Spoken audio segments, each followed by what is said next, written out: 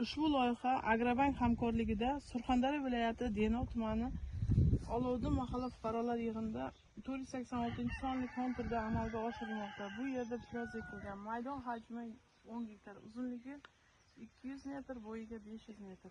Bu yerda ekinlar zamonaviy usullar bilan parvarishlanmoqda. Hozirda ekinlar ahvoli yaxshi, suv qo'yilgan, mana ko'rishimiz mumkin. Ekinlarni yetishtirish 120 kun davom etadi. Yetishtirish jarayonida sug'oriladi, tabiiy va mineral o'tlar bilan oziqlantiriladi.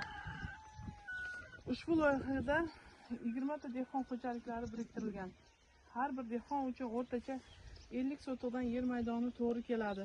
Loyihani samarali amalga oshirish uchun Lider tadbirkor Cho'ntosh Agro Eksport tomorqa xizmati mas'uliyati cheklangan jamiyati biriktirilgan. Ushbu loyiha bo'yicha har bir gektardan 50 tonnadan jami 500 tonna hosil olish rejalashtirilgan.